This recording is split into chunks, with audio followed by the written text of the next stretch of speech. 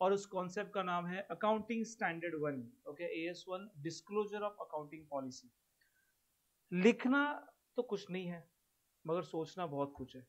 Clear? Only देखना है और सोचना है, बस इतना ही काम आप आज के लिए है। क्लियर? और ऑब्वियसली सेशन भी बहुत बड़ा है। Let's start for accounting standard 1, disclosure of accounting policies.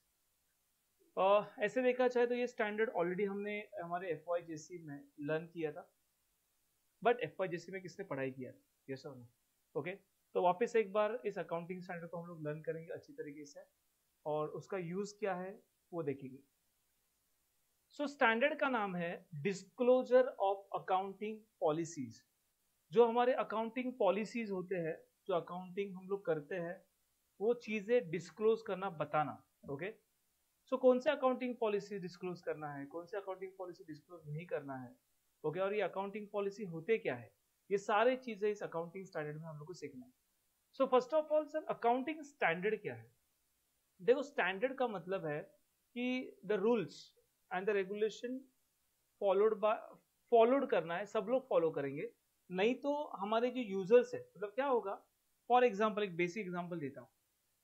Inventory valuation की जगह देयर आर 3 मेथड्स जो हमने लर्न किए थे, यस और नो? 3 मेथड्स, कौन से मेथड लर्न किए थे?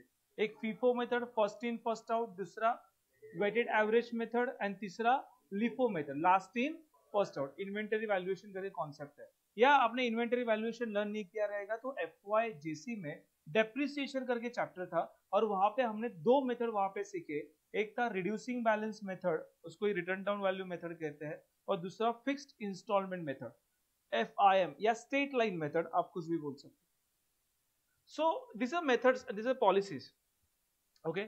सो इफ जो मेथड आप फॉलो कर रहे हो ना, वो मेथड को डिस्क्लोज करना कि मैं कौन सा मेथड फॉलो कर रहा हूँ, डेप्रिसिएशन मेथड फॉलो कर रहा हूँ। और ऐसे जरूरी नहीं कि सब लोग डेप्रिसिएशन SLM मेथड ही फॉलो करेंगे, स्ट्रेट लाइन मेथड ही फॉलो करेंगे। कुछ company straight line method follow करेगी, कुछ company return down value method follow करेगी, कुछ लोग इन्वेंटरी वैल्यूएशन का फीफो मेथड फॉलो करेंगे, कुछ लोग वेट एवरेज मेथड फॉलो करेंगे, depend upon the nature of the business, yes और नो? मगर जो यूजर्स है, यूजर्स मतलब कौन? आप, इन्वेस्टर्स, क्लियर, शेयर होल्डर्स, इनको ये पता चलना चाहिए कि अकाउंटिंग किस तरीके से ये बिजनेस कर रहा है, ओके, उसलिए उसको मेथड डिस्क्लोज करना है, शो करना है। चलो देखते हैं वन बाय वन, ओके। सो ये अकाउंटिंग स्टैंडर्ड डील किसके साथ करता है, क्या होता है एग्जैक्टली, थोड़ा सा है क्या, वो थोड़ा सा देखते हैं। This standard is deal with disclosure of significant accounting policy followed in the preparation and presentation of the financial statement is in mandatory in nature। जब भी आप कोई भी फाइनेंशियल स्टेटमेंट प्रिपेयर करोगे, फाइनेंशियल स्टेटमेंट का मतलब क्या है? फाइनेंशियल स्टेटमेंट का मतलब है आपका trading account, profit and loss account, balance sheet and cash flow statement. क्या सर? Cash flow statement. अभी तक कैश फ्लो स्टेटमेंट आया नहीं है, और जब आप डिग्री तक जाओगे तब तक सीखोगे कैश फ्लो स्टेटमेंट कैसे होता है, कैसे बनता है। फिर आप BMS करो, BCom करो, बैक करो, BBI करो, कुछ भी करो, अगे नहीं आएगा कैश फ्लो स्टेटमेंट कैसे बनना होता है। तो अभी इसके बारे में कुछ बताता नहीं, पर ट्रेडिंग पीनल बैलेंस शीट तो आपको बताइए, यस और नो? तो जो भी फाइनेंशियल स्टेटमेंट जब प्रिपेयर करोगे, मतलब आप ट्रेडिंग पीएनएल बैलेंस शीट और कैश फ्लो स्टेटमेंट जब प्रिपेयर करोगे, उस वक्त सारे rules and regulation you have to follow, okay. In the preparation जो फाइनल अकाउंट प्रिपेयर करोगे, और and presentation, preparation and presentation, क्या सर? प्रिपेयर और प्रेजेंटेशन क्या? ऑफ द फाइनेंशियल स्टेटमेंट, जब फाइनेंशियल स्टेटमेंट बनाओगे उस वक्त मैंडेटरी इस स्टैंडर्ड को फॉलो करना है। This accounting policy refers to accounting principle adopted by the enterprises. मतलब अकाउंटिंग पॉलिसी का मतलब है कि जो भी पॉलिसी है, तो फॉर एग्जांपल आपको पता है AS2 इन्वेंटरी वैल्यूएशन, वो क्या कहता है? वो कहता है the closing stock valued at cost और market value whichever is lower. याद है 12 में किया था, ओके। तो कुछ सब लोग वही करते हैं, कॉस्ट और market value whichever is lower. हम लोग एक बिजनेस कॉस्ट और market value whichever is lower, दूसरा बिजनेस कॉस्ट और मार्केट व्हिचएवर इज हायर, ऐसे नहीं करता। सब लोग एक ही मेथड को फॉलो करते हैं, कॉस्ट और market value whichever is lower, yes और नो? कॉस्ट और market value whichever is lower, यही फॉलो करते हैं हम लोग, हायर नहीं लिखते। क्यों? बिकॉज AS2 ने बताया। मतलब जो rules and regulation accounting standard ने बोले हैं, वो रूल्स एंड रेगुलेशन आपको फॉलो करना है। क्या रूल्स है, क्या रेगुलेशन है, पढ़ना है। अभी तक पढ़ा है कुछ नहीं, मैं बता रहा हूँ कि जो भी रूल्स है वो सारे आपको फॉलो करना है जब भी आप फाइनेंशियल स्टेटमेंट प्रिपेयर करोगे और प्रेजेंट करोगे। Next, proper disclosure will be ensure the meaningful comparison both the inter and intra enterprises, also enable the users to properly appreciate the financial statement. देखो, एक बिजनेस है XYZ, वो business क्या कर रहा है, वो फॉलो कर रहा है closing stock valued at cost and market value whichever is higher. इससे क्या फर्क होगा पता है, जब आप कॉस्ट और market value whichever is higher में क्लोजिंग स्टॉक हायर वैल्यू के ऊपर रिकॉर्ड करोगे ना, तो उस वक्त आपका जो ट्रेडिंग अकाउंट बनता है, पता है ना ट्रेडिंग, क्लोजिंग स्टॉक कहाँ पे होता है सर, अरे जोर से बोलना. सो क्रेडिट साइड में आप हायर अमाउंट दिखाओगे, क्रेडिट साइड में हायर अमाउंट दिखाओगे तो ऑटोमेटिकली क्रेडिट साइड बढ़ेगी, और क्रेडिट साइड बनने के बाद ऑटोमेटिकली आपका ग्रॉस प्रॉफिट बढ़ेगा. हेलो, क्रेडिट बढ़ा तो ग्रॉस प्रॉफिट बढ़ा, और ऐसा ग्रॉस प्रॉफिट बढ़ा तो नेट प्रॉफिट बढ़ा ना. आर यस और नो? ओके, तो एक सिंपल सा लॉजिक है. कुछ लोग प्रॉफिट को ज्यादा दिखाने के लिए क्लोजिंग स्टॉक को बढ़ा के दिखा सकते हैं, और कुछ जन को प्रॉफिट कम दिखाना है तो क्लोजिंग स्टॉक को कम रिकॉर्ड कर सकते हैं. इसलिए स्टैंडर्ड बोलता है ऐसे करने का नहीं. हमने क्या बोला है, closing stock value at cost और market value whichever is lower. और ये मार्केट वैल्यू निकालना कैसे है, ये लिखा है AS2 में, अकाउंटिंग स्टैंडर्ड. आपका दिमाग मत यूज करो, हमने ऑलरेडी दिमाग लगाया. ओके, जो हम लोग कहते हैं उस रूल को फॉलो करो और उस तरीके से अकाउंटिंग मेंटेन करो. सो उससे फायदा क्या होगा. ओके, मला सांगा, जब भी आप कोई भी कंपनी के शेयर परचेस करने के लिए जाओगे तो आप मिनिमम 2-3 कंपनी के शेयर को कंपैरिजन करोगे. आप बोलोगे रिलायंस अच्छा परफॉर्म कर रहा है, टाटा अच्छा परफॉर्म कर रहा है, बजाज अच्छा परफॉर्म कर रहा है, कौन से कंपनी का शेयर है, आप कंपैरिजन करोगे ना. हेलो, यस और नो?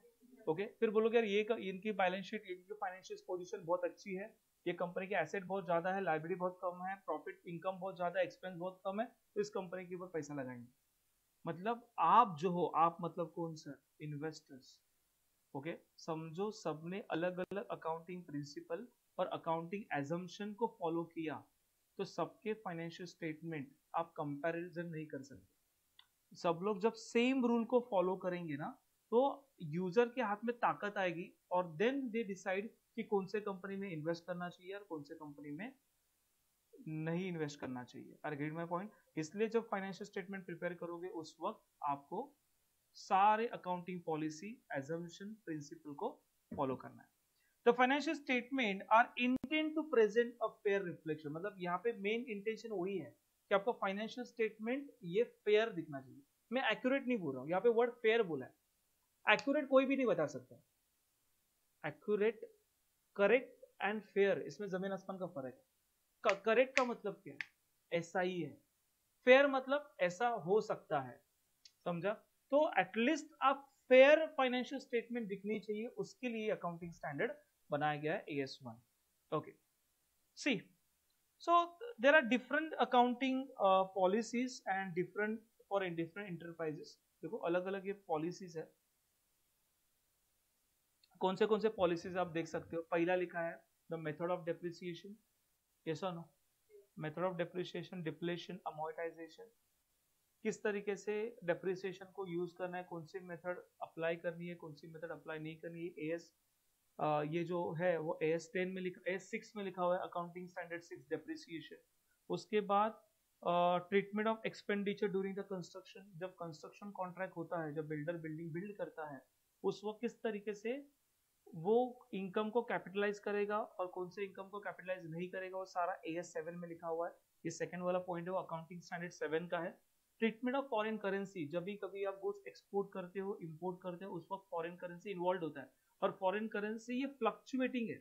मतलब ऐसे नहीं कि आज आपने समझो माल इंपोर्ट किया 80 रुपीज में, 80 रुपीज में, जब पेमेंट करने के लिए जाओगे रेट 85 होगा, तो 5 रुपए से डॉलर का रेट बढ़ा, तो उसका करना क्या है, वो लिखा है सर AS11 में, accounting standard 11. If valuation of conversion, valuation of inventories. Inventories मतलब क्लोजिंग स्टॉक. क्लोजिंग स्टॉक किस तरीके से वैल्यू करना है, कौन से मेथड से वैल्यू करना है, ये लिखा है AS2 में, accounting standard 2. Okay, treatment of intangible assets. तो इनटेंजिबल एसेट किस तरीके से ट्रीट करना है, intangible asset, goodwill, copyright, patent, trademark, ये बैलेंस शीट में किस तरीके से लिखना है और कैसे राइट ऑफ करना है, AS26 में लिखा हुआ है.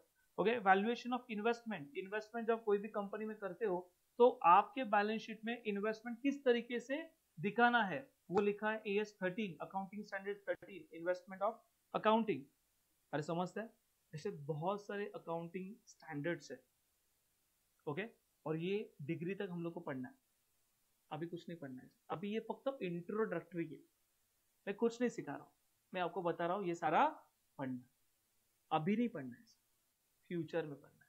बीएमएस वाले बच्चे नहीं पढ़ेंगे, बीबीए वाले बच्चे नहीं पढ़ेंगे, बीकॉम बैफ वाले बच्चे पढ़ेंगे, उसमें से बैफ वाले ज्यादा पढ़ेंगे, बीकॉम वाले कम पढ़ेंगे। क्लियर? ओके, ये सारे accounting standard is very important standard जो आप डिग्री लेवल पे सीखने वाले हो, और बीएमएस वाले के इतना सिलेबस में डिटेल में नहीं है, तो उनके लिए ओनली सुनना है। अच्छा ठीक है, सुनने के लिए अच्छा लगा sir, thank you so much. Clear? इतना ही बोलना है आपको। क्लियर? जाएंगे आगे, चलो आगे बढ़ते, अभी मेन कॉन्सेप्ट के पास आएंगे, इसके ऊपर सवाल एग्जाम में पूछा जाएगा। Fundamental accounting assumption. So accounting assumption का मतलब है कि कुछ ऐसे पॉलिसीज है वो डिस्क्लोज करने की जरूरत नहीं है, वो अकाउंटिंग एजम्पशन पकड़ के ही हम लोग को बुक्स अकाउंट को मेंटेन रखना है। The certain assumption in the preparation of financial statement are expected and they are used as assumed, assume का मतलब है हम लोग एज्यूम करके चलने वाले।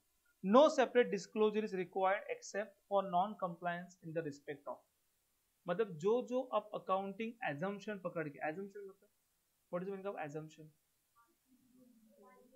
हाँ, ग्राह्य धरना, गृहित धरना, मतलब क्या? प्रेडिक्ट करके चलना कि ये होगा, ये आपने किया रहेगा, समझ में आ रहा है? प्रेडिक्ट करके चलेंगे, एजम्पशन करके चलेंगे, तो जो भी अकाउंटिंग पॉलिसीज, अकाउंटिंग एजम्पशन आप एज्यूम करने वाले हो, कोई दिक्कत नहीं है। बट यहाँ पे तीन चीजें लिखे हैं, गोइंग कंसर्न, कंसिस्टेंसी, अक्रूवल। ये समझो अकाउंटिंग एजम्पशंस आपने फॉलो नहीं किया तो आपको डिस्क्लोजर में दिखाना, डिस्क्लोजर में बताना है लोगों को, मतलब बताता हूँ क्या है। पहला कॉन्सेप्ट का नाम है गोइंग कंसर्न। क्या है सर?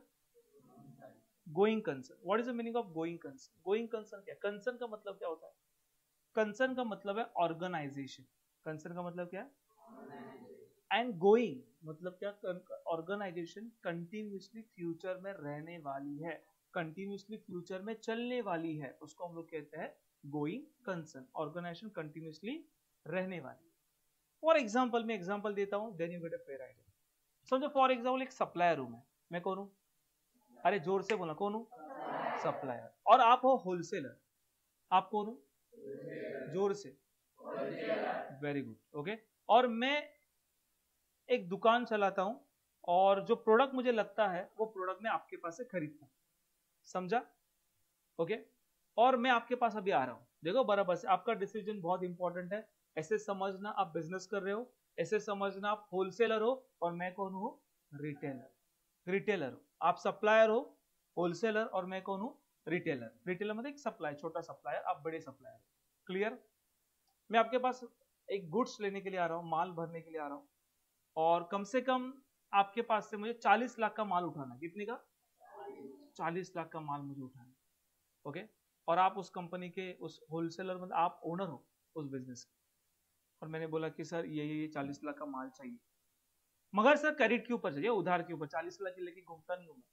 क्लियर? 40 लाख का माल बेचो, मैं सेल करता हूं, 3 महीना देना, 3 महीने के बाद 40 लाख रिटर्न। क्लियर? तो आपने बोला ठीक है, कोई वांदा नहीं है, ओके। इससे पहले आपने हमारे पास से माल उठाया, भरोसा है आपके ऊपर, ओके, आप रिटर्न दोगे। तो आपने बोला ठीक है, 40 लाख का माल देता हूँ क्रेडिट के ऊपर, 30 दिन, 60 डेज के लिए, ओके, मतलब 2 महीना। तो मैंने बोला ठीक है। अभी आप वहाँ पे खड़े हो, मैं भी वहाँ पे हूँ, और मैं आपके साथ बात करने लगा। मैं बोलता हूँ धंधा धंधा जो है ना बहुत मंदा चालू है, ओके, बहुत मंदी चालू है। साला लॉकडाउन कभी भी होता है, लॉकडाउन कभी भी चलता है, देता है पीरियड भी, इतना छोटा पीरियड देते हैं बिजनेस करने के लिए कि पैसा ही रिकवर नहीं होता। मैं सोच रहा हूँ ना बिजनेस नहीं चलेगा हमारा, बहुत बहुत बेकार चालू है, बहुत प्रॉब्लम चालू है, लाइबिलिटी भी बहुत खड़ा हुआ है। मुझे लगता है मैं बिजनेस जो है ना 1-2 महीने में बंद करने वाला हूँ। ऐसे सोच रहे, ऐसे मन में आ रहा है मुझे कि 1-2 महीने में बिजनेस बंद कर देता। आप कितने लाख का माल मुझे बेचने वाले? अच्छा, और मैं क्या बोल रहा हूँ, 2-3 महीने में मुझे लगता है मेरा शटर बंद। लगता है मुझे, क्या धंधा ही नहीं है, क्या करूं, कैसे करूं, कुछ निकलता नहीं है। आता असं बोलल्यानंतर आपकी हिम्मत है मुझे 40 लाख का माल बेचने की? आप बोलोगे साला लेके जाएगा, पैसा वापस देगा कि नहीं देगा पता नहीं, हेलो यस और नो, ओके, तो आप बोलोगे भाई रुक, इतना नहीं देता हूं क्रेडिट, 5 लाख का माल लेके जा, अरे यस और देखो. और सिंपल और एक एक्झाम्पल देतो. समजा तुम्ही ऍडमिशन घेतलं आणि तुम्हाला म्हटलं मला वाटतं की नाही आम्ही फक्त 1 महिन्यात चालवणार क्लास. सर ऐसे क्या बोल रहे हो आप, ऐसे बोलोगे तो नहीं लेंगे एडमिशन. अरे get in my point, the important of going concern. समझा, आपको बिजनेस करना है ये एजम्पशन पकड़ के कि मेरा बिजनेस फॉरएवर रहने वाला है, फ्यूचर आज भी है, कल भी है, परसों भी है, एवरी वीक है, एवरी मंथ है, एवरी ईयर है, सालों साल मैं बिजनेस कंटिन्यूसली करते रहूंगा. ऐसा रहेगा तो ही सब लोग आपके साथ बिजनेस से डील करेंगे. कस्टमर आपका प्रोडक्ट लेगा, सप्लायर आपको माल सप्लाई करेगा. मगर आपको ऐसा लग रहा है कि फ्यूचर में जाके आप बिजनेस डिसकंटिन्यू करने वाले हो, तो पहले डिस्क्लोज करना, इन्फॉर्म्ड करना. नहीं समझा, बीच में टांग मत देना.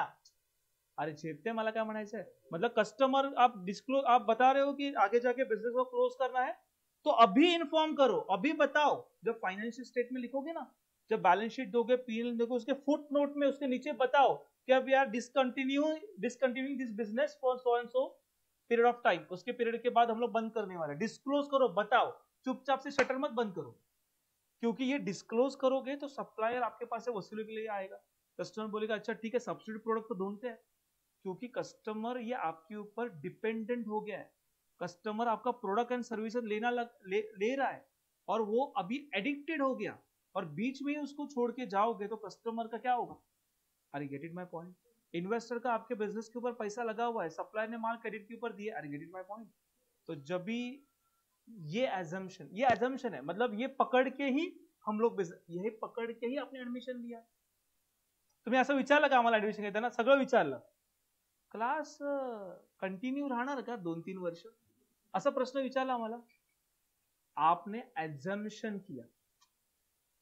अरे हेलो, आपने क्या किया, पूछा भी नहीं आपने, सबकॉन्शियसली एज्यूम्ड कि ये क्लास नेक्स्ट ईयर भी रहने वाला है.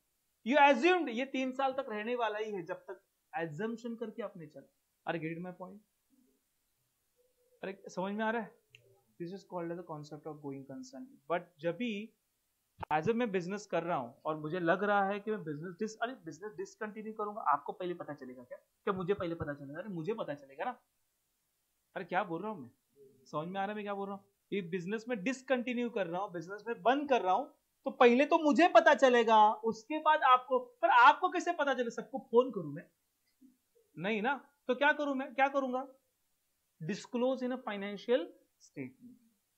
अरे समझते हैं, हमारे फाइनेंशियल स्टेटमेंट में जिसने जिसके पास से मैंने पैसा लिया है, जिसको मैं फाइनेंशियल स्टेटमेंट देता हूं, उनको मैं डिस्क्लोज करूंगा कि मैं बिजनेस क्लोज डाउन करूंगा. क्लियर बेटा, clear. So continuing operation in foreseeable future, no interim necessity of liquidation and winding up, and reduce the scale of operation. मतलब business you have to do continuously, foreseeable in a future.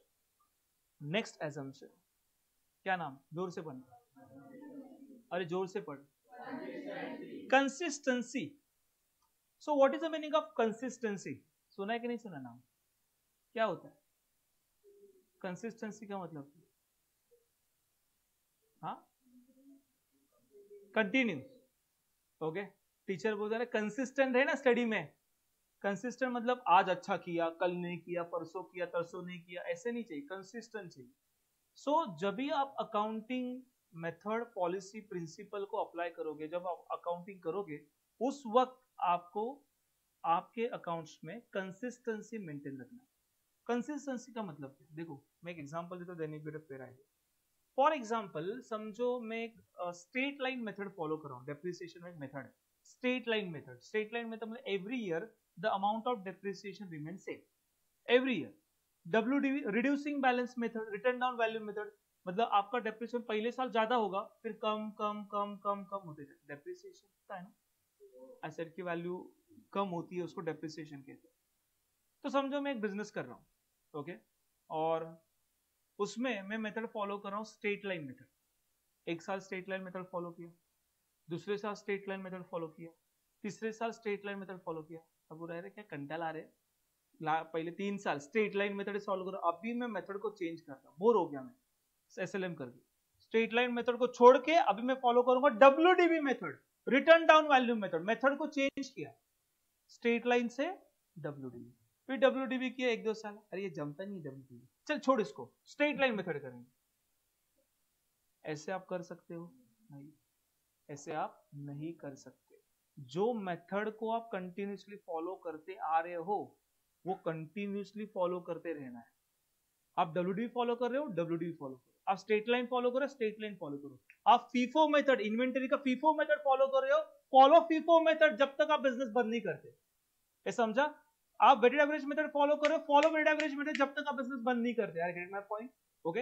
हाँ, जब भी कोई भी statute या कोई भी act जब तक आपको नहीं बताता, मतलब मैंने स्ट्रेट लाइन मेथड फॉलो किया, इनकम टैक्स रिटर्न फाइल किया, और अथॉरिटी बोल रहा है अरे तू तेरे बिजनेस में एसएलएम नहीं चलता, तू डब्ल्यूडीबी फॉलो करना चाहिए। अथॉरिटी ने बोला, income tax department, companies law, ये समझता है? किस अथॉरिटी ने मुझे बताया कि नहीं तू मेथड ऑफ अकाउंटिंग को चेंज कर, तभी जाके मैं चेंज कर सकता हूं, तब तक नहीं। तो you have to follow the same method in a continuous basis. तो कौन सा मेथड, कौन सा कॉन्सेप्ट? कंसिस्टेंसी। तो ये एजम्पशन क्या कहते हैं?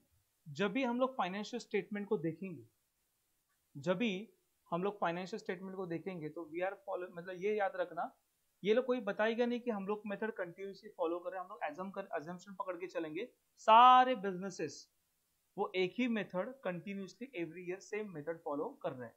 इफ वो नहीं फॉलो करेंगे तो क्या करना है सर? डिस्क्लोज करना है। कभी कभी ऐसे हो सकता है, पहले मैं स्ट्रेट लाइन मेथड फॉलो करता था, पर मुझे अथॉरिटी ने बताया कि नहीं अभी straight line WDB method follow करो, तो मैं मेरे फाइनेंशियल स्टेटमेंट लिखूंगा कि अभी मैंने मेथड को चेंज किया, स्ट्रेट लाइन मेथड से डब्ल्यूडीबी मेथड फॉलो कर रहा हूँ, या फीफो से लिफो मेथड फॉलो कर रहा हूँ।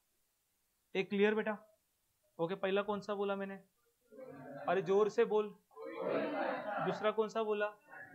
कंसिस्टेंसी। कंसिस्टेंसी मतलब एक मेथड आप अडॉप्ट करोगे, वही मेथड आपको कंटिन्यूसली फॉलो करना है, और वही मेथड समझो आप कंटिन्यूसली फॉलो कर रहे हो तो डिस्क्लोज करने की जरूरत नहीं है। मगर आपने वो मेथड को कंटिन्यूसली फॉलो नहीं किया तो ही जाके डिस्क्लोज करना, अदरवाइज हम लोग एज्यूम करेंगे कि आप सेम मेथड को फॉलो करें। अरे क्लियर बेटा? ओके। नेक्स्ट पॉइंट है हमारा अक्रूवल। क्या सर? जोर से बोल। Accrual. So what is the meaning of accrual? Accrual का मतलब क्या है पता है आपको? What is accrual?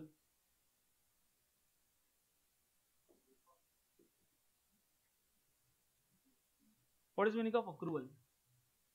चलो बता देता हूँ, मुझे पता है, नहीं पता है आपको? पता है? किसको पता है? अक्रूवल मतलब आउटस्टँडिंग। मग आउटस्टँडिंग का नाही लिहिलेकडे लिहिलं पाहिजे ना, अक्रूवल स्लॅश आउटस्टँडिंग। ठीक है, मैंने टैक्सी का एग्जाम्पल दिया आपको कभी? टैक्सी का हाँ दिलाय? अच्छा, आपल्या आमच्या 12वीच्या मुलांना माहितीच। ओके, टैक्सी का एग्जाम्पल सबको नहीं पता रहेगा, नहीं दिया ना, चलो देता। बहुत ही इंपॉर्टेंट एग्जाम्पल है, मतलब अक्रूवल आया टैक्सी याद आएगी आपको। ओके सी, ह्यांना बरोबर माहिती, 11वी 12वी तेच पकवलं त्यांना। ओके, अक्रूवल कॉन्सेप्ट क्या है? यहाँ पे कॉन्सेप्ट है accrue and due, accrue but not due, समझा? And accrue due and received. Okay see, आता समझा मला यहाँ से मुझे हर साल मैं वहां पे ही जाता हूँ, दादर। ओके, सो यहाँ से मुझे दादर जाना है, ओके, और टैक्सी से जाना है। तो यहाँ से बाहर निकला क्लासरूम से, ओके, बाहर जाऊंगा बाउला मस्जिद के पास और टैक्सी वालों को रुकाऊंगा, ओके, और वो पूछेगा टैक्सी ड्राइवर कहाँ पे जाना है, मैं बोलूंगा दादर टीटी जाना है। ओके, टैक्सी वाले बोलेगा ठीक है बैठो सर। ओके, फिर शांत से, आगे नहीं बैठने का, पीछे शांत से, ऐसा पीछे का डोर ओपन किया, पीछे बैठा, और ओके चलो अभी।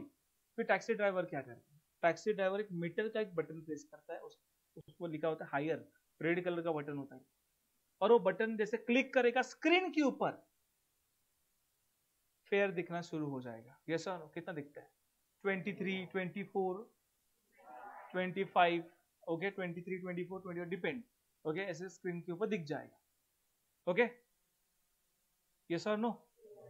फिर अभी टैक्सी ड्राइवर टैक्सी चला रहा है, 25 दिखा, हम लोग क्या करते हैं, वॉलेट निकालते, ये वॉलेट नहीं दिया मैंने, वॉलेट निकालते और वॉलेट निकालने के बाद 25 रुपीज गिनते हैं और टैक्सी ड्राइवर के सीट के बाजू में रखते हैं, टैक्सी ड्राइवर ये ले 25 रुपीज, चला तू गाड़ी, ओके अभी टैक्सी ड्राइवर गाड़ी चला रहा है, 25 से मीटर हो गया 27, हम लोग अच्छा पर वॉलेट ओपन किया, 2 रुपए निकाला, ये ले टैक्सी ड्राइवर चला तू गाड़ी।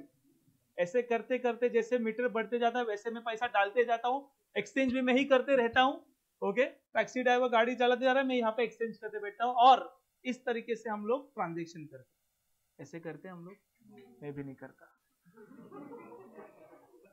ऐसे करेंगे तो बोलेंगे पागल कहाँ से आएगा ऐसे हम लोग नहीं करते, ओके तो कोई बता सकता है ऐसे हम लोग क्यों नहीं करते, ऐसे हम लोग नहीं करते, आप भी नहीं करते, मैं भी नहीं करता, सच बता रहा हूं, क्लियर। मगर हम लोग ऐसे क्यों नहीं करते, ऐसे इसका आंसर क्या है,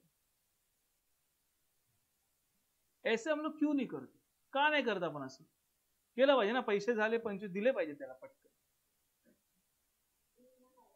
हा ड्यू नाही झालाय, डेस्टिनेशन पोहोचल्यावर द्यायचं, मी मध्ये नाही द्यायचं सांगतो, हा तोपर्यंत मीटर वाढेल, अच्छा तर द्यायचे तर आहेच ना पैसे, मग आतापासून थोडं थोडं त्याचं काय होतं, क्यों नाही देते हम लोग, अच्छा पार्ट पेक्षा एकत्र केलेलं चांगलं, अच्छा आपल्या पार्ट मध्ये कसं समजतं ना पैसे संपलेत, थांब खतम यहाँ पे रुका, बराबर ना, लमसम में प्रॉब्लम हो सकता है, अभी जीपे इसलिए कोई प्रॉब्लम नहीं है, हाँ एक्चुअली ऐसे ही हम लोग प्रैक्टिस है, हम लोग ऐसे ही करते हैं, जैसे आपने आंसर दिया एब्सोल्युटली करेक्ट, कैसे डेस्टिनेशन आने दो, एक साथ पेमेंट करेंगे, पार्ट पेमेंट कैसे करेंगे हम लोग, ओके नहीं तो डिस्ट्रैक्ट भी हो जाएगा ना, पैसा डालते जाएगा, पास घुमाया किधर तो लेकर दादा टीटी छोड़ के दूसरी जगह पैसा डालते जा रहा है ये बंदा, क्लियर। तो ऑब्वियसली यहाँ पे हम लोग ऐसे ही करते हैं, ओके देखो इसके पीछे में अकाउंटिंग कॉन्सेप्ट अक्रू का है, सी 23 रुपीज या 25 रुपीज मीटर के ऊपर दिख रहा है, दिख रहा है, अरे हाँ बोलो, इमेजिन करो दिख रहा है 25 रुपीज, टैक्सी ड्राइवर टैक्सी चला रहा है, मुझे भी दिख रहा है, टैक्सी ड्राइवर भी दिख रहा है और टैक्सी ड्राइवर को भी दिख रहा है और 23 रुपीज सामने है, मेरे लिए खर्चा है पर टैक्सी ड्राइवर के लिए इनकम है, मीटर बढ़ते जा रहा है, ओके मगर सर 25 रुपीज ड्यू हो गया तो भी टैक्सी ड्राइवर मेरे से डिमांड नहीं कर सकता, मतलब बैठने के बाद सर 25 हुआ पहला पैसा रखो, ऐसे नहीं बोल सकता, वो नहीं बोलेगा, कोई भी नहीं बोलेगा, इसका मतलब 25 rupees will be the accrue, accrue का मतलब हो गया है एक्सपेंसेस अराइज्ड हुआ but not due, but not due मतलब अभी ये वक्त नहीं है पे करने का, मीटर जैसे बढ़ते जाएगा it is called as accrue but not due, accrue but not due, accrue but not due, मगर अक्रू हुआ मतलब इंकर्ड हुआ, खर्चा आ गया, जनरेट हुआ, मगर ये वक्त नहीं है पैसा पे करने, जब आप बोलते हो रुक जाओ इज अक्रू एंड ड्यू, अरे झेपता है, और फिर अक्रू एंड ड्यू आप वॉलेट निकालते हो, पैसा पे करते हो, अक्रू ड्यू एंड पेड, मैं पेड करूंगा, टैक्सी ड्राइवर रिसीव करेगा, हेलो यस और नो, और मैंने बोला अरे मेरा वॉलेट ही में घूम गया या वॉलेट ही भूल गया मेरा, तो मैं क्या बोलूंगा accrue due but not paid, it is called as outstanding, अरे झेपता है का, अक्रू हो गया, आउटस्टैंडिंग का भी आता है ड्यू के बाद, पर ड्यू से पहले क्या आता है accrue, are get my point, clear. So what is the meaning of accrual concept? Revenue and cost are accrued. Revenue मतलब income, cost मतलब खर्चा are accrued. They are earned or incurred and not actually received or paid and recorded in a financial statement. मुझे बताओ outstanding expenses सुना है आपने, सुना है कि नहीं सुना है, outstanding expenses record करते हैं ना हम लोग, add to expenses second effect goes to balance sheet liability side, expense में ऐड करते, खर्चा मानते हैं, भले आपने पेड नहीं किया तो भी, क्योंकि आप फ्यूचर में पेड करने वाले हैं। और क्लियर बेटा? कौन से concept sir? Accrual concept and extend to matching revenue against the relevant cost. Okay. आणि लक्षात घ्या, ये आउटस्टैंडिंग कॉन्सेप्ट ये आया अक्रूव से, पर ये भी बताने की जरूरत नहीं है, क्योंकि यहाँ पे भी हम लोग यही एजम्पशन करके चलने वाले हैं कि सब बिजनेसेस अक्रूवल जैसे रेवेन्यू और इनकम को काउंट करते हैं. देखो यहाँ पे सी, फॉर एग्जाम्पल समझो XYZ स्टूडेंट है, और इस XYZ स्टूडेंट ने इस साल 2021-22 की फीस ड्यू हो गई और उसने मुझे फी नहीं पे किया. समझा? वो बोलेगा सर मैं नेक्स्ट मंथ में पे कर दूं. ऐसे करते करते अप्रैल आ गई. कौन सा अप्रैल? 2022 का अप्रैल. 2021-22 में उसकी इनरोलमेंट है. Okay. FY BCom, FY BAF, FY BMS के लिए या FY BBA के लिए उसने एडमिशन लिया 21-22 में. ओके. और उसने फीस मुझे पे किया 2022-23 में. समझा? तो ये जो इनकम मुझे 10,000 उसकी फी है और 10,000 उसने मुझे पे किया 2022-23. सीखा कभी? 2021-22. अरे जितने वाला काम ऐसे 2021-22 में वो लेक्चर में बैठा, पूरा सीखा और फीस मुझे पे किया 2022-23. तो मुझे बताओ ये जो रेवेन्यू, जो ये इनकम में कमाने वाला हो, ये इनकम में कहां पे शो करूं? 2021-22 या 2022-23? 21-22 में रिकॉर्ड करना चाहिए क्या 2022-23 में रिकॉर्ड करना चाहिए? किसको लगता है सर 2021-22 में रिकॉर्ड करना चाहिए? सर क्या बोला मैंने, समझा क्या? वापस एक बार बोलू क्या? हाँ, मैं का ऐकत क्या होतं तुम्ही म्हणजे?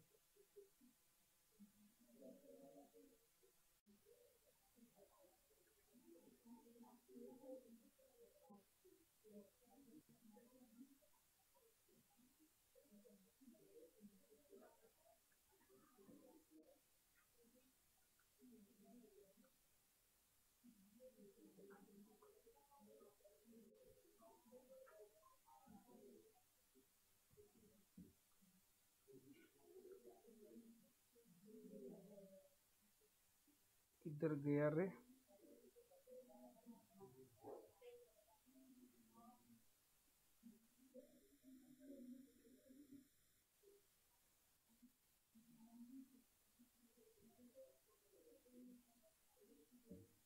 देखो यहाँ पे मैं कह रहा हूं कि एक स्टूडेंट है, उसकी फीस जो है वो डिसाइड हुआ 10,000. ये मेरे पास एकेडमिक ईयर 2021-22 में उसने एडमिशन लिया. एक्चुअली फीस उसको इस साल पे करना था, पर कोई रीजन की वजह से ओके उसने बोला कि सर थोड़ा प्रॉब्लम है, मैं आपको देता हूं पर इस साल नहीं मिलेगा, नेक्स्ट ईयर मिलेगा. तो बोला ठीक है. तो मैंने उसने एकेडमिक ईयर 2022-23 में उसने वो 10,000 पेड किया मुझे. तो मेरे लिए ये 10,000 जो है वो इनकम कौन से साल में होगा? 2021-22 में होगा कि 2022-23 में होगा? तो मैं ये पूछ रहा हूँ कि किसको लग रहा है कि 21-22 में अपनी इनकम दिखाना चाहिए? ऐसे किसको लग रहा है 21-22 में दिखाना चाहिए? ओके. किसको ऐसे लग रहा है नहीं सर ये जिस साल मिला ना उस साल रिकॉर्ड करो, मतलब 2022-23? किसको लग रहा है? हाथ ऊपर करो. अच्छा, मतलब 90% पब्लिक कह रहा है कि जब भी सर आपको इनकम पैसा मिलेगा उस वक्त आप इनकम को रिकॉग्नाइज करना, पैसा नहीं मिला मत रिकॉर्ड करो. ऐसे हाँ दोघांमध्ये येणार म्हणजे दोघांमध्ये रेकॉर्ड होणार. अच्छा, मग तिला म्हणायचं आहे की असं बघितलं पैसे आलेच नाही सर, तुम्ही इनकम दाखवलं और बाद में मिला तो भी इनकम दिखा, ऐसे तुझे कहना है. अच्छा, बट ये कॉन्सेप्ट क्या किया? ये कॉन्सेप्ट बोलता है 90% public wrong. You have to record when it's due. भले आपको पैसा नहीं मिला तो भी आपको रिकॉर्ड करना. हाँ बोलोगे ऐसे क्यों सर? एजम्पशन करके चलना ऐसे ही. क्यों? व्हाई? वो बोलते हैं एक कॉन्सेप्ट हमने लर्न किया था, मैचिंग कॉन्सेप्ट। कौन सा? कौन सी कॉन्सेप्ट? सर कहाँ पे लर्न किया था? एफ जैसे में लर्न किया था, एफ बीएमएस ने अभी लर्न किया था, मैंने सिखाया था। क्या माहिती लक्षात असते? हाँ बोलते हैं पण काय माहिती नाही तिला. ओके, एफ जैसे में हमने कॉन्सेप्ट पढ़ा था मैचिंग. मॅचिंग कॉन्सेप्ट काय असतं? मॅचिंग काय असतं? मॅचिंग ऐकले शब्द हे? आपण मॅचिंग नाही, ये मैं नहीं पेयर करूंगा, ये और ये मैच नहीं हो रहा है बोलतो ना आपण, म्हणजे काय असतं? जरा कलर टोन सेम चाहिए यार, ऐसा ना तो दिखने के लिए अच्छा दिखता है, ऐसा ना आप कुछ भी वेयर करोगे कैसे भी तो पागल दिखेंगे, ऐसा ना. ओके, तो मैचिंग कॉन्सेप्ट आप लोग बचपन से करते आ रहे हो, ऐसा ना. पर ये अकाउंटिंग कॉन्सेप्ट क्या बोलता है? मला सांगा, ये स्टूडेंट ये मेरी फीस 10,000 जो दे रहा है नेक्स्ट ईयर में, सीख रहा है करंट ईयर में, मतलब स्टूडेंट के ऊपर खर्चा तो मैं कर रहा हूं ना. अरे 10,000 कमाने के लिए, 10,000 फुकट में नहीं आया, खा रहा हूं नहीं 10,000 ऐसे, वो 10,000 कमाने के लिए मैंने कुछ ना कुछ तो खर्चा भी किया उसके ऊपर. हेलो यशा नो, आके बैठ रहा है यहाँ पे, रेन को यूज कर रहा है, एसी की हवा खा रहा है, इलेक्ट्रिसिटी है, मटेरियल है, टीचर की कॉस्ट है, नॉन टीचिंग मेंबर है, ऐप है, अरे बहुत सारे खर्चे. अरे get it my point what I am saying? मतलब खर्चा तो यहाँ पे बुक हुआ सर. अरे समझते हैं? तो मैचिंग कॉन्सेप्ट क्या कहता है? मैचिंग कॉन्सेप्ट कहता है कि इनकम के सामने जो आपने खर्चा किया है वो रखो, तो ही आपको प्रॉफिट पता चलेगा. अरे ना समझ लो, अरे जो इनकम कमाने के लिए आपने जो स्पेंड किया है, भले वो नहीं मिला, मुझे पता है वो मिलने वाला है नेक्स्ट ईयर, तो भी आपको उसी साल इनकम को बुक करना है जिस साल वो ड्यू हुआ, तो ही आप इनकम के सामने एक्सपेंस को मैच कर सकते हो और प्रॉफिट को ढूंढ सकते हो. सर फिर 2 बार रिकॉर्ड होगा? 2 बार कैसे रिकॉर्ड होगा? हम लोग क्या एंट्री पास करते पता? ये हमने किया था 12th में, income receivable add to income and second effect goes to balance sheet asset side. Income मिलने वाला है, income is receivable. Are get my point? समझ में आ रहा है? इनकम 2 बार रिकॉर्ड नहीं होगा, इनकम एक ही बार रिकॉर्ड होगा. भले ड्यू इस साल हुआ, इनकम को इस साल बुक किया और नेक्स्ट ईयर में वो क्या होगा सर? रिसीव होगा. तो यही कॉन्सेप्ट कौन कहता है? यही कॉन्सेप्ट कहता है दिस सेक्शन. कौन सा सेक्शन सर? ये सेक्शन इधर.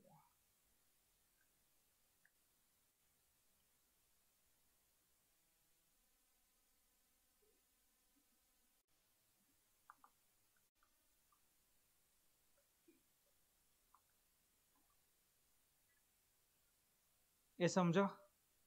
इधर accrual concept. Is it clear guys? Okay, so revenue and costs are incurred.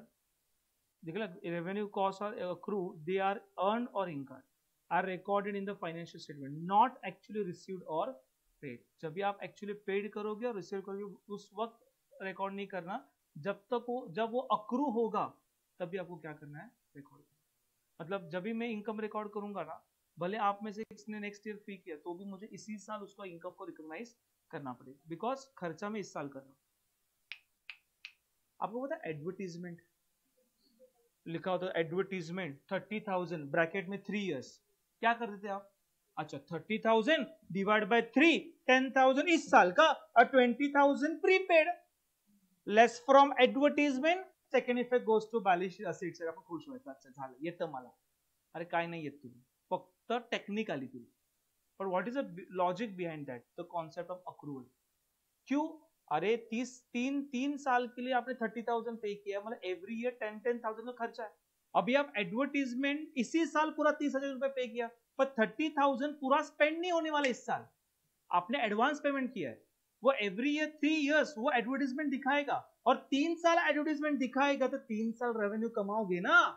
क्या एक ही साल में रेवेन्यू कमाओगे? नहीं. Are you getting my point? इसलिए 20,000 आपने नेक्स्ट ईयर में कैरी फॉरवर्ड कर दिया, क्योंकि इस साल 10,000 का ही खर्चा, उस 10,000 के ऊपर मेरा इनकम भी रिकॉग्नाइज हुआ. अरे getting my point? Clear? So 3 assumption हमने लर्न किए. कौन से? Going concern. गोइंग कंसर्न मतलब ऑर्गेनाइजेशन कंटिन्यूसली चलते रहने वाला है. दूसरा कॉन्सेप्ट कंसिस्टेंसी. कोई भी मेथड आप फॉलो करोगे तो you have to follow continuously the same method. Are yes और नो? और थर्ड मेथड कौन सा देखा? Accrual concept. अक्रूवल कॉन्सेप्ट क्या कहता है? जब भी आप एक्सपेंस और इनकम अक्रू होगा, ड्यू होगा, तभी जाके आपको रिकॉर्ड करना है, तब तक रिकॉर्ड नहीं करना है। अक्रू ड्यू हुआ रिकॉर्ड करो, भले पैसा नहीं मिला तो भी चलेगा, पैसा आपने पे नहीं किया तो भी चलेगा। आउटस्टैंडिंग सैलरी भी वही कॉन्सेप्ट है सर। ओके, मतलब एम्प्लॉय आपकी इधर काम करता है मार्च एंड तक, पर आप सैलरी पे नहीं करते, आप पे उसको बाद में करने वाले, तो भी आउटस्टैंडिंग ऐड टू सैलरी करते हो ना बेटा, मैचिंग कॉन्सेप्ट है। क्लियर बेटा, क्लियर? Yes sir. 3 एजम्पशंस है और 3 एजम्पशन आपने फॉलो नहीं किया तभी जाके आपको डिस्क्लोजर में इन्फॉर्म करना है, तब तक नहीं। ओके, एग्जाम में आएगा, following are the assumptions, going concern, accrual, consistency, all of the above. आप लोग ऑल ऑफ द।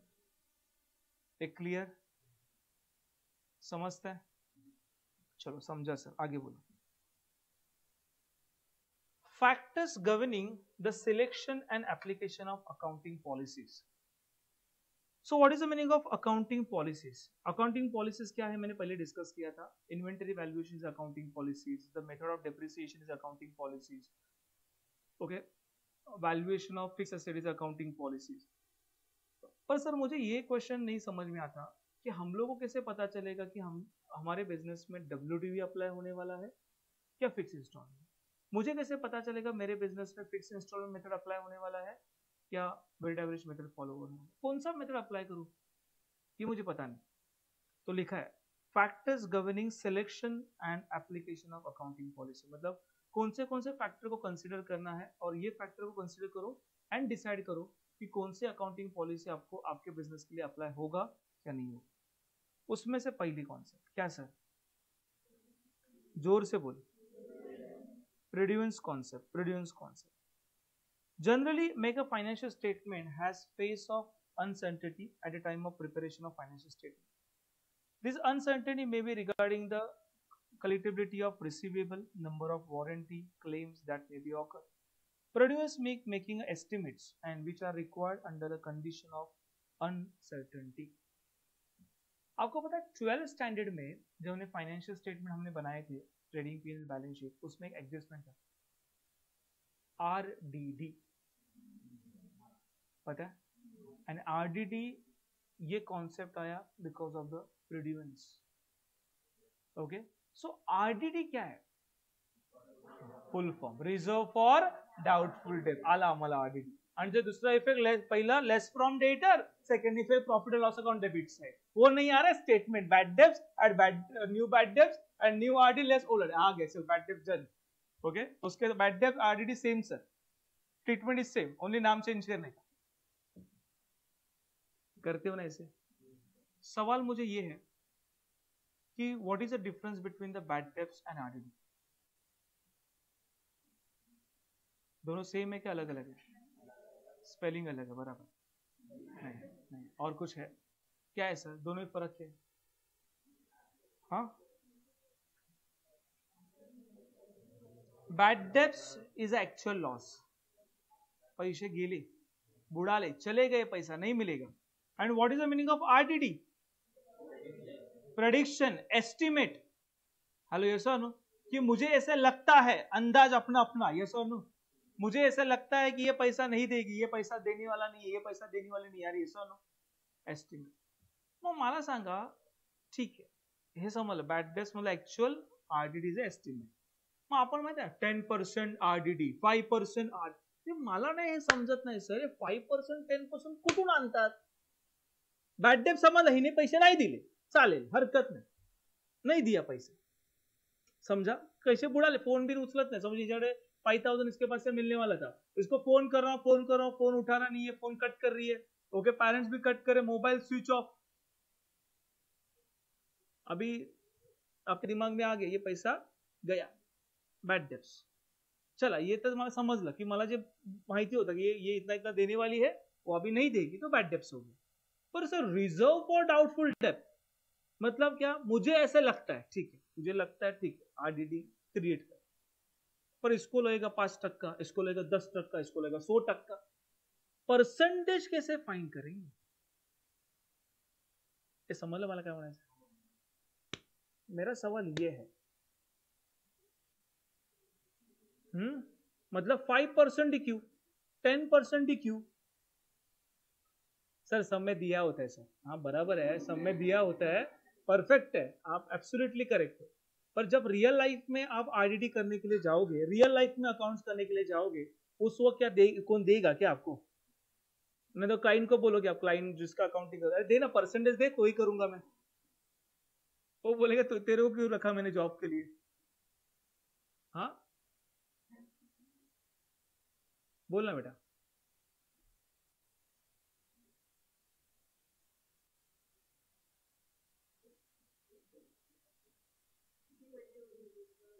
किती पैसे उरले म्हणजे 10 लाख उरले, समजलं कसं तुला?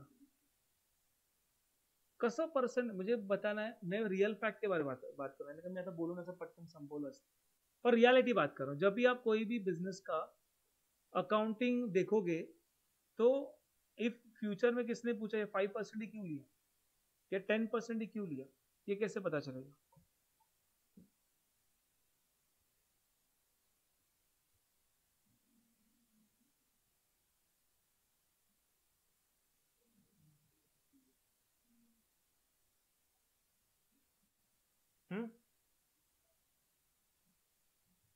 तो पहली चीज, ये कोई भी प्रेडिक्ट नहीं कर सकता कितना परसेंट है, ओके?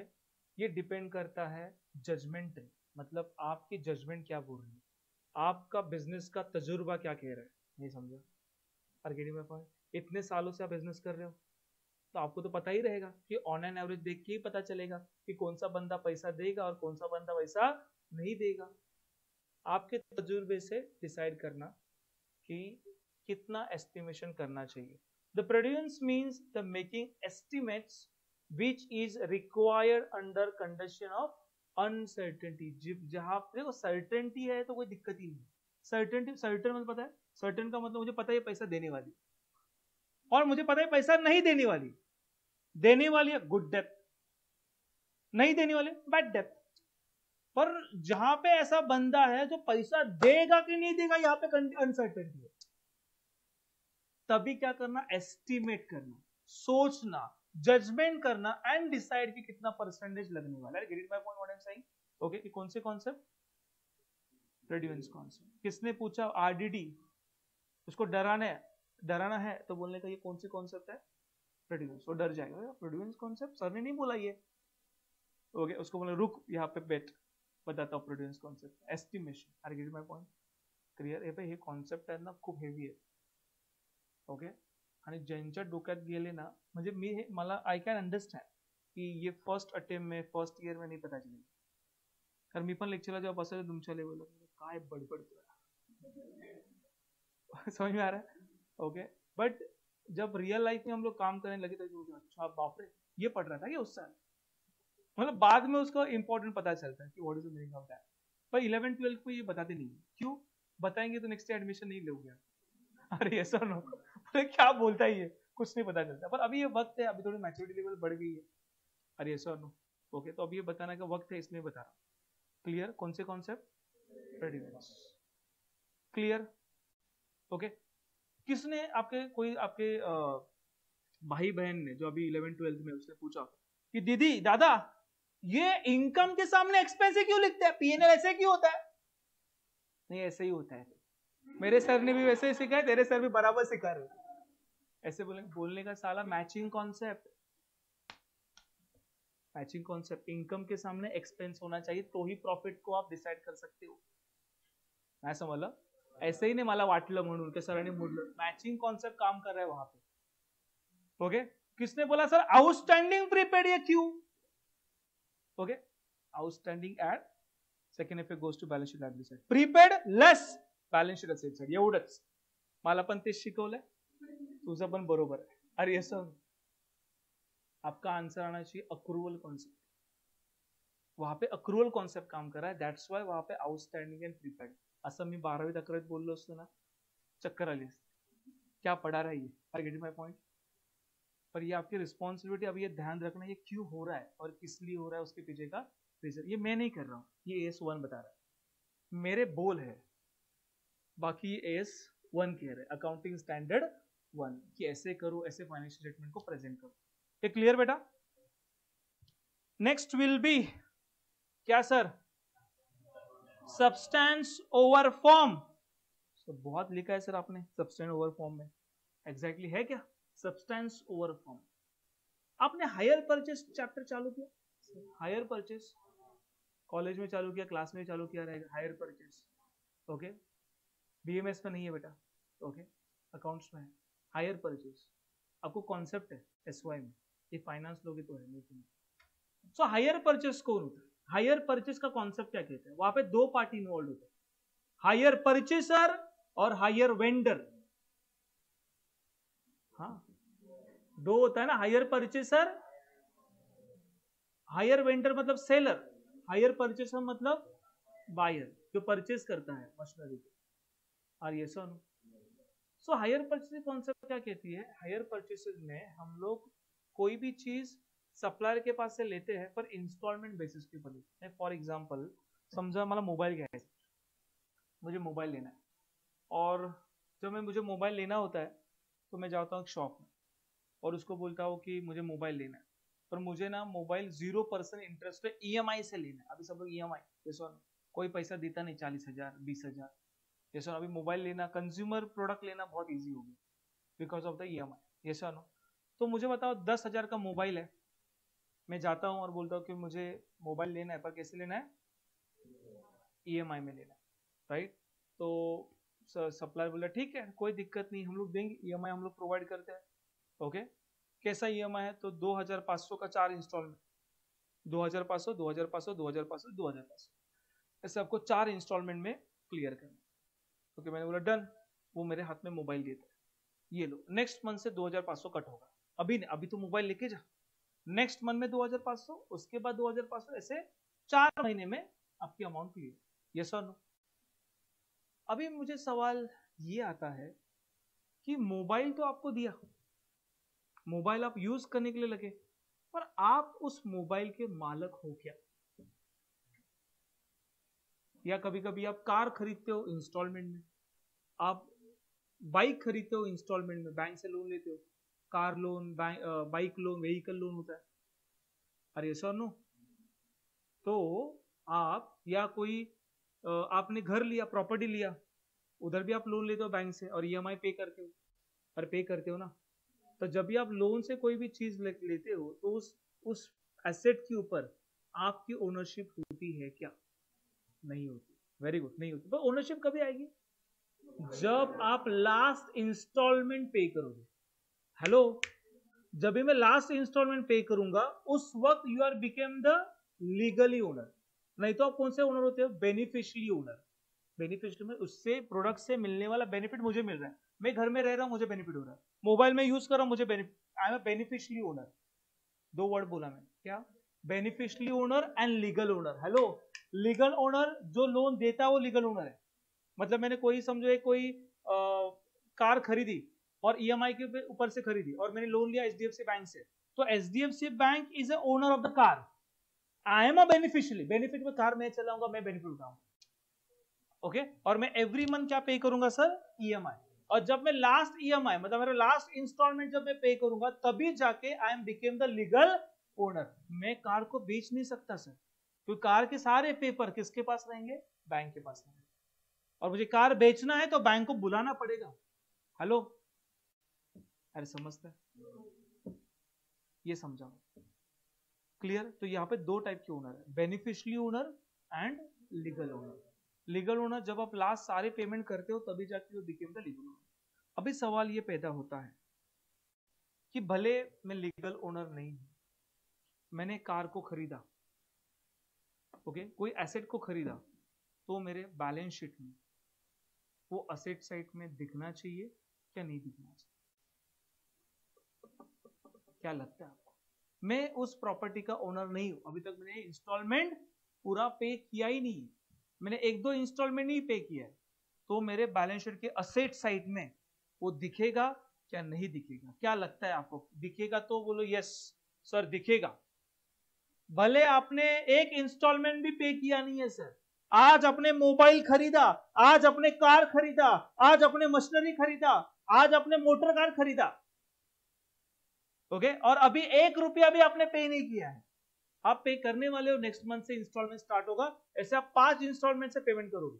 तो मुझे बताओ ये जो कार है ये बैलेंस शीट में रिकॉर्ड होगा कि नहीं होगा? हाँ, किसको किसको लगता है नहीं होगा? किसको किसको लगता है होगा? सर होगा, रिकॉर्ड होगा, रिकॉर्ड होगा। मैं 1 रुपया पण नाही दिला तरी रेकॉर्ड करणार, 1 रुपये भी नहीं दिया तो भी रेकॉर्ड करू। अच्छा, काय लोकांना वाटतं, काय कोणाला वाटतं नाही रेकॉर्ड होणार सर? अच्छा, सब्सटेंस ओवर फॉर्म क्या कहता है? सब्सटेंस ओवर फॉर्म कहता है भले आप उस प्रॉपर्टी के या उस एसेट के ओनर नहीं हो तो भी आप बैलेंस शीट में उस एसेट को रिकॉर्ड कर सकते हो। सर मैं लीगल ओनर नहीं, यस, इफ आप लीगल ओनर नहीं रहेंगे तो भी आप उसको रिकॉर्ड करना बैलेंस शीट पे एसेट चाहिए। सो कैसे रिकॉर्ड करूं? पाप लगेगा, मैं अभी तक ओनर ही नहीं बना। अरे देख, ऐसे रिकॉर्ड करना, ये बैलेंस शीट है, यहां पे दिखा कार और यहां पे दिखा लोन। अरे समझता है का? मतलब तूने 20 लाख का कार खरीदा, एसेट में दिखा, और लायबिलिटी में दिखा 20 लाख का लोन लिया। अरे क्लियर बेटा? ऐसे करने की परमिशन किसने दी? AS1 disclosure of accounting policy, substance over form. अरे क्लियर बेटा? सब्सटेंस ओवर फॉर्म क्या कहता है? It means the transaction should be accounted for accordance with the actual happening and economic reality. Obviously sir, ये EMI पे करके ultimately मैं ही owner बनने वाला हूं, तो रियलिटी में देखो the HDFC bank is not a owner. मैं उससे खरीद, मतलब मैं लोन रीपेमेंट करूंगा ना, और लास्ट इंस्टॉलमेंट पे करूंगा मैं।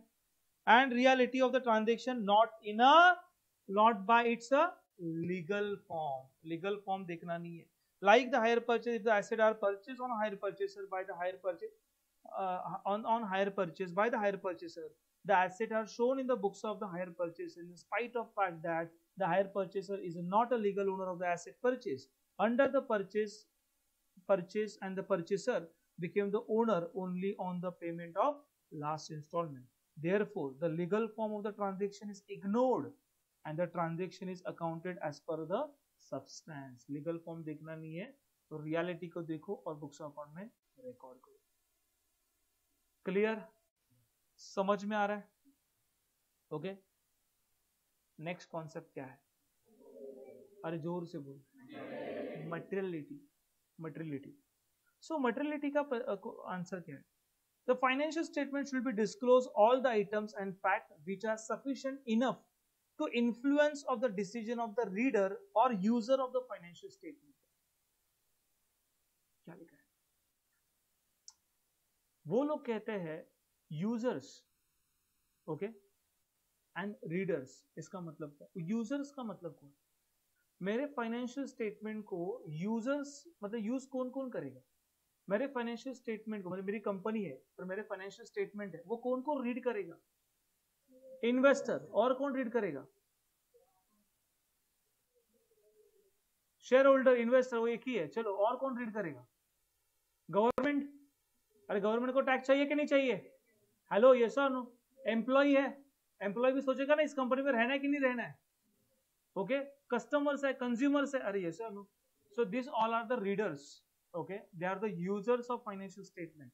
ओके, तो वो लोग कहते हैं कि जब भी आप कभी भी फाइनेंशियल स्टेटमेंट को बनाओगे तो जो चीजें इंपॉर्टेंट है और जो चीजें बताने से हमारे यूजर के डिसीजन में चेंज आ सकता है, ऐसे आपको लग रहा है, तो वो चीज डिस्क्लोज करो। मतलब ये चीज बताने से मुझे लगता कि साले ये लोग शेयर नहीं खरीदेंगे मेरा, तो मैं नहीं दिखाऊंगा। ऐसे नहीं करना। मतलब आपको लग रहा है ऐसे कि ये मैं शो करने के बाद मेरे यूजर्स जो है, जो मेरे इन्वेस्टर है, गवर्नमेंट है, कंज्यूमर है, एम्प्लॉय है, उनके डिसीजन में फर्क हो सकता है। तो ऐसी इंफॉर्मेशन, ऐसी चीजें, ये मटेरियल है। मटेरियल मतलब इंपॉर्टेंट। मटेरियल का मतलब यहाँ पे क्या है? इंपॉर्टेंट। इस मटेरियल है, सो इस मटेरियल है तो show in your financial statement. Is not material, ignore it. आता मला सांग बघा मटेरियल है कि नहीं, आप मुझे बताओ। ओके, आप बड़े बड़े कंपनी का फाइनेंशियल स्टेटमेंट देखोगे, then you get a fair idea कि मुझे एग्जैक्टली कहना क्या है। ओके,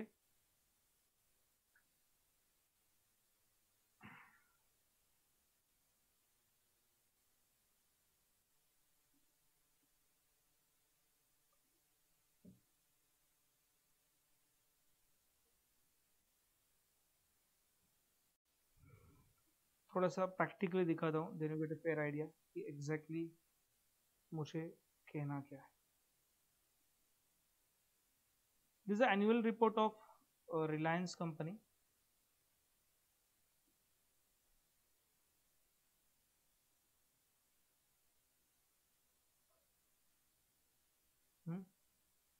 ये रिलायंस कंपनी का एनुअल रिपोर्ट है.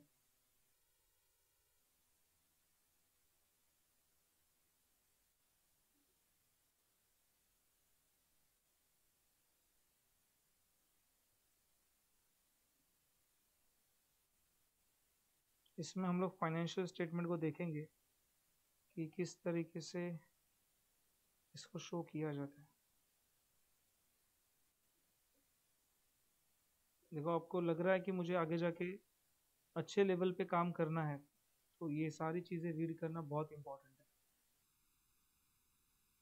देखो, इनका इतना पीडीएफ स्ट्रांग है कि स्लाइड होना डिफिकल्ट है. बिजनेस कितना बड़ा है देखो, ऊपर ही जाते समय बहुत लैग हो रहा है.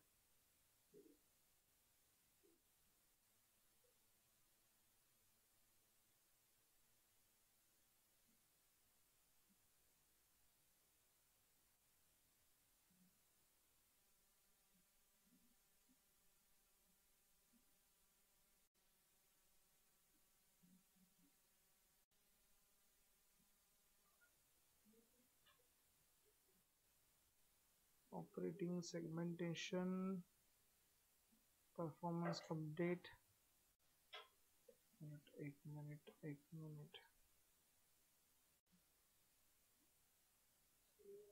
डिजिटल सर्विस, परफॉर्मेंस सर्विस,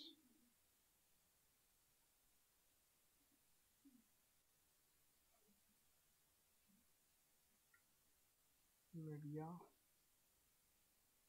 कितना है रे?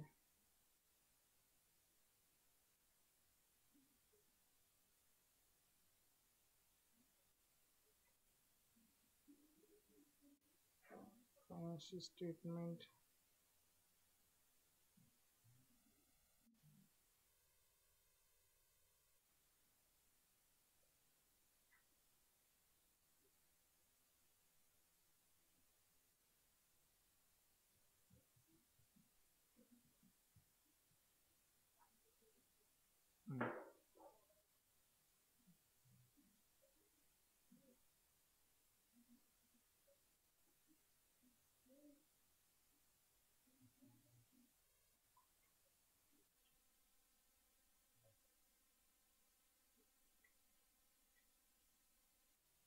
आ गया, ये हमारा चीज आ गया.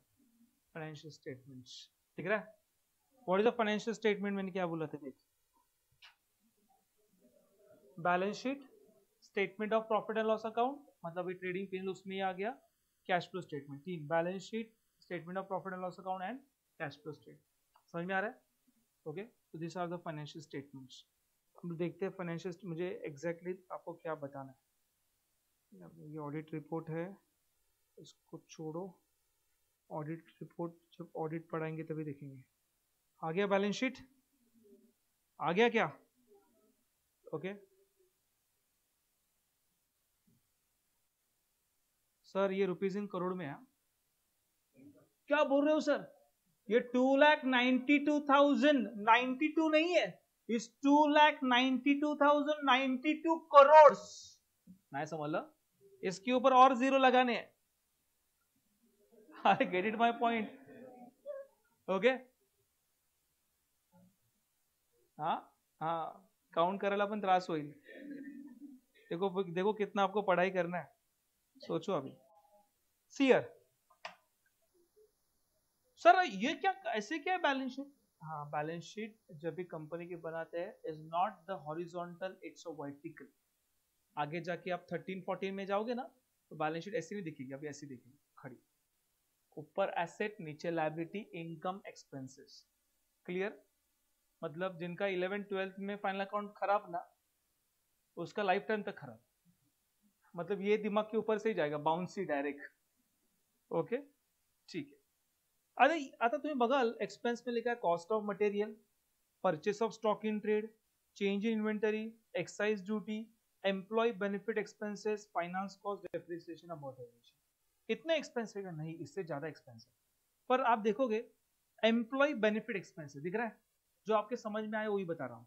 ओके, एम्प्लॉय बेनिफिट एक्सपेंसेस, मुझे पता एम्प्लॉय को क्या क्या दिया जाता है। एम्प्लॉय को सैलरी दिया जाता है, बोनस दिया जाता है, ग्रेजुटी दिया जाता है, प्रोविडेंट फंड दिया जाता है, सुपरएनुएशन फंड, देन बहुत सारे पर्क विजिट्स होते हैं। ओके, हाँ, इंश्योरेंस दिया जाता है, बहुत सारी चीजें दी जाती है, बराबर ना। चाय पानी कॉफी नाश्ता खाना, अरे हसतात देतात ना कंपनी मध्ये, हाँ, ये सारी चीजें दिए जाते हैं। ये सर हम लोग देखते हैं employ benefit expenses note number 28। अच्छा, नोट नंबर 28 में वो बोल रहे कि हमने सारे डिटेल दिए हैं। ओके, वहां पे देखो कि हमारा एम्प्लॉय बेनिफिट में क्या क्या खर्चे आते हैं। नोट नंबर 28, अरे किधर ढूंढने का, नोट नंबर 28, चलो नोट नंबर 28, 28 28, ये 5 हो गया, 12 हो गया, 14 हो गया, 28 28 17 हो गया। ये देखो आ गया एम्प्लॉय बेनिफिट, दिख रहा है? जूम करो सर, दिख रहा है? And you can compare. अब लास्ट ईयर हमने सैलरी कितना दिया, मतलब यू कैन इमेजिन 1920 5390 लोगों सैलरी दिया है, और 2020-21 इस 4002। लॉकडाउन की वजह से बहुत सारे एम्प्लॉय को निकाल दिया, कॉस्ट को रिड्यूस कर दिया। दिख रहा है क्या? इस तरीके से जजमेंट लिया जाता है। अपन का लेस फ्रॉम एक्सपेंसेस डाल ऑल आमल account, you have to read out, you have to read out कि इसका सोच। अभी यहाँ पे लिखा नहीं हमने एम्प्लॉय को निकाल दिया, तो you have to go to judgement analysis करना बहुत इंपॉर्टेंट। यही पढ़ना है डिग्री। एक्चुअली डिग्री ऐसे कोई पढ़ता नहीं है एक्चुअली, दे आर लर्निंग बाबा मुझे स्कोर कितना करना है, ये हो गया ऐसे, पर इसका कोई भी वैल्यू नहीं, समझा? पर जब भी आप इस तरीके से खुद के स्किल को डेवलप करोगे, देखो ये मैं तो रोज नहीं करूंगा, नहीं तो FY BCom पढ़ाने के लिए 2 साल लगेंगे मुझे, अरे क्लियर। बट ये आपको आना चाहिए, तो ही जाके पढ़ाई का मतलब है, व्यूज है, तो ही जाके आप एक्सपर्ट बनोगे। अदरवाइज फक्त BCom डिग्री है ना, या BAP डिग्री है ना, या BM डिग्री है, उसका कोई मतलब नहीं। Clear? See, so contribution to provident fund 260 250, obviously salary कम हुआ, कॉन्ट्रीब्यूशन कम हो गया। सो स्टाफ वेलफेयर बढ़ गया सर, देखना 417 से 771 स्टाफ वेलफेयर। क्या किया इतना वेलफेयर करने के लिए स्टाफ का? वेलफेयर का समझते हो? अरे सर कोविड होता, सैनिटाइजेशन, हेलो, यस और नो, एम्प्लॉय के सेफ्टी के लिए सब करना पड़ा, बढ़ा ना स्टाफ वेलफेयर, समजलं का? ओके, आता मला सांगा ह्याच्यामध्ये ना सर, एम्प्लॉय चहा पण पीत असेल ना, रिलायंस कंपनी है, चाय कॉफी मिलता रहेगा कंपनी में एम्प्लॉय को, अरे हमारे कंपनी में मिलता है। ओके, तो उधर क्या नहीं मिलता रहेगा? अरे मिलता रहेगा। मतलब चाय कॉफी क्यों नहीं लिखा? टी एक्सपेंसेस लिखना चाहिए। हाँ, ते मला सांगा चायच्या एक्सपेंसवर ना काही यूजर तुम्हाला क्या फर्क पड़ना है? हाँ, मुझे बताओ, इसके स्टाफ वेलफेयर में मैंने जोड़ दिया, कोई दिक्कत है? नाही सर दाखव ना चहा किती पियालात, पिकनिकला किती दिलं, बोनस किती दिलं, सगळं डिटेल मध्ये द्या। जरूरी है आपको? वही कॉन्सेप्ट बोलता है इज नॉट मटेरियल, तो मत दिखाओ, एक साथ लिखो। नहीं समझा? जो मटेरियल है, जो चीजें इंफॉर्मेशन इंपॉर्टेंट है, वही यूजर्स को बताओ। ना समझ लो? क्लियर? इसलिए क्या लिखा है, financial statement should be disclose all item, सारे आइटम दिखाने हैं, and facts which are sufficient enough to influence the decision of reader of user and user of financial statement. Are get my point? समझते? इसलिए कभी भी आप देखोगे financial statement में, तो कभी आपको टी एक्सपेंसेस यहाँ पे नहीं दिखेगी, एम्प्लॉय को पिकनिक को लेके गए नहीं दिखी, is not important, staff welfare में है सब। I get my point? Clear? और समझते का जो इंपॉर्टेंट है कौन सा? देखो, contribution to provident fund and other fund, उसका डिटेल में उन्होंने दिया है कि प्रोविडेंट फंड में कितना, सुपर एनुएशन में कितना, पेंशन स्कीम में कितना। सो ये क्यों डिस्क्लोज किया सर? हाँ, वो बाकी का क्यों नहीं? हमारा चाय पानी इंपॉर्टेंट था, वो क्यों नहीं दिखाया? ओके, अरे बेटा ये क्यों दिखाया पता है? गवर्नमेंट देखता है तूने कंट्रीब्यूशन किया कि नहीं किया पीएफ के लिए? गवर्नमेंट को क्या इंटरेस्ट है? आपने सैलरी कितना दे इंपॉर्टेंट नहीं है, आपने ग्रेजुटी, प्रोविडेंट फंड, पेंशन का पैसा आप जो एम्प्लॉय की सैलरी से कट करते हो ना, वो आप डिपॉजिट करते हो कि नहीं करते गवर्नमेंट को? वो मुझे चाहिए डिस्क्लोजर। ये समझ में आ रहा है? और ह्यांना आवडते म्हणून डिस्क्लोज नाही करत आहे, कंपल्शन आहे. ओके, कोणाला असं आता मला वाटेल का माझा प्रॉफिट तुम्हाला समजावं? कोई भी ओनर को नहीं पता चलेगा कि मेरा प्रॉफिट पता चलना चाहिए, पर ये दिखा रहा है, देखो प्रॉफिट कितना है, देखो देखो इतना सेल है हमारा, देखो, ऐसा कोई बताता है क्या? कंपल्शन. क्यों? Accounting standards. ठीक है, लिखा है as per the Indian accounting standard 19 employ benefit disclosure as defined are given below. AS 19 ने बोला है ऐसे डिस्क्लोजर दे दो, इसलिए हम लोग दे रहे. AS 19 चुपचाप रहता तो हम लोग नहीं देते. अरे समझ लो, समझ में आ रहा ताकत ऑफ अकाउंटिंग स्टैंडर्ड? ये ताकत है, इसलिए जो बड़े बड़े कंपनीज है वो डिस्क्लोज कर रहे हैं, अदरवाइज वो डिस्क्लोज नहीं कर. क्लियर? समझ में आ रहा है? चलो, हाँ, तो अभी हम लोग 1 सीख रहे. पहला स्टैंडर्ड आपको कधी संपणार है, कितने स्टैंडर्ड आपको लर्न करना है. क्लियर? चलो जाएंगे आगे. मेटलिटी इज ओवर. Materiality कहता है कि has to be disclosed all material item individually aggregate in the concept of fair presentation of the financial statement as a whole, and its omission and misstatement could be influence the economic and financial decision of the user relying on the financial statement. Depend on the size, item or error judged in the particular circumstances, and omission is misstatement is a cutoff point rather than having primary quantitative characteristics which will be information must have. This is matter of judgment and various form of one entity to another over a period of time. म्हणजे depend है, आता काही organisation साठी काही कोई item important है तो उस हिसाब से आपको डिस्क्लोज करना important. And the last point of accounting standard is 1 change in accounting policy. Any changes of accounting policy which is a material effect in the current period and which is reasonably expected to have material effect to the later period should be disclosed. In this case, the changing in accounting policy have material effect is in the current year, and amount by which any item in a financial statement is affected by such changes should be disclosed in an extent as ascertainable. Otherwise, the fact that affected is not wholly and partly ascertainable should be disclose. मतलब क्या? वो कहते हैं समझो कोई accounting policy change करने की वजह से आपके एक्सपेंस के ऊपर या प्रॉफिट के ऊपर कोई चेंजेस हो रहा है, मतलब आपने ऑब्वियसली मेथड ऑफ अकाउंटिंग आपने चेंज किया, मतलब पॉलिसी को चेंज किया, एफआई मतलब फिक्स इंस्टॉलमेंट मेथड से आपने रिड्यूसिंग बैलेंस मेथड फॉलो किया, या फिर FIFO से आपने वेटेड एवरेज मेथड फॉलो किया. तो मेथड को चेंज करने की वजह से आपका इन्वेंटरी वैल्यूएशन, एम्प्लॉय बेनिफिट, ये सारे खर्चे में चेंजेस आना शुरुआत हो जाएगा. तो चेंजेस हो रहे हैं ना, वो डिस्क्लोज करो और नंबर दिखाओ कि कितना, कितने से बढ़ा, कितने से कम हुआ. ओके, और जो एसेट मतलब आप ढूंढ सकते हो उसको कि ये डिफरेंस आ रहा है, राइट? मतलब ये मेथड चेंज करने की वजह से प्रॉफिट इस तरीके से दिख रहा है, और ये मेथड में चेंज नहीं करते तो प्रॉफिट इस तरीके से दिख रहा है. आप डिस्क्लोज करो. जो आप एसेट नहीं कर सकते वो डिस्क्लोज मत, वो उसका डिफरेंस मत बताओ, वो एटलीस्ट स्टेटमेंट में डिस्क्लोज करो कि ये मेथड मैंने चेंज किया. And this about the AS1 disclosure of accounting policies. Clear? समझते हैं? ओके, सो इस तरीके से पूरा सेक्शंस ये आपके स्टैंडर्ड आपके सामने है, डिस्क्लोजर ऑफ अकाउंटिंग पॉलिसी. और अभी हम लोग ब्रेक लेंगे, है ना टाइम? हाँ, ब्रेक लेंगे 10 मिनट का, not more than that. Okay, 10 minute का ब्रेक लेंगे और ब्रेक के बाद मिलेंगे, और वहां पे हम लोग लर्न करने वाले हैं the AS9 revenue recognition. Okay, चलो.